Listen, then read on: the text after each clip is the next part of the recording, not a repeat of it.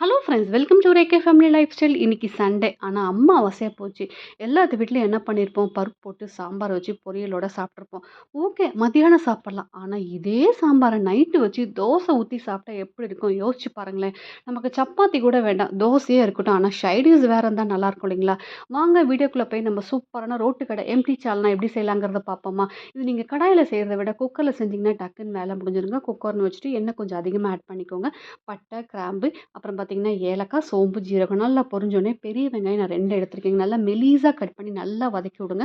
உங்கள் வீட்டில் எத்தனை பேர் இருக்கீங்களோ அதுக்கு தகுந்த மாதிரி குவான்டிட்டி ஆட் பண்ணிக்கோங்க. அப்புறம் பச்சை மிளகாய் 2, தக்காளி 2 நல்லா வதக்கி விடுங்க. இஞ்சி பூண்டு பேஸ்ட்டு. நீங்கள் கொத்தமல்லி தழை ஆட் பண்ணுறீங்களோ இல்லையோ, புதினா தழை ஒரு கை போட்டாதாங்க இந்த சால்னாக்கே அவ்வளோ ஒரு டேஸ்ட் கொடுக்கும். நல்லா ஃப்ளேவர் கொடுக்கும். நல்லா வதக்கி விடுங்க. இப்போ காரத்துக்கு பார்த்தீங்கன்னா வரமிளகாத்தூள், மல்லித்தூள், மஞ்சத்தூள், மெயினாக சிக்கன் மசாலா. இதெல்லாம் உங்கள் காரம் எவ்வளவோ அதுக்கு தகுந்த மாதிரி பேலன்ஸ்டாக ஆட் பண்ணிக்கோங்க. இதுக்கு நம்ம தேங்காய் அரைச்சி ஊற்றணுங்க. தேங்காய், அப்புறம் முந்திரி, கசகசா நல்லா ஃபைன் பேஸ்ட்டாக அரைச்சிக்கோங்க. அதுக்கப்புறம் பார்த்தீங்கன்னா நம்ம கடலை மாவு மெயினாக இது எல்லாமே நம்ம எல்லா குருமாவுக்கு நார்மலாக போடுறதாங்க.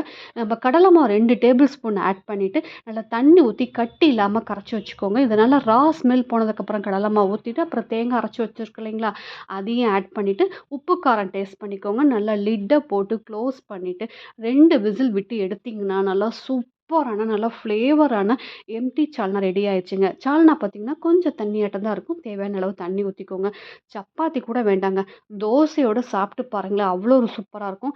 இந்த அமாவாசை சண்டேவை நைட்டு நல்லா சால்னாவோட சாப்பிட்டு எப்படி இருக்குன்னு சொல்லிட்டு கமெண்ட் பண்ணுங்கள்.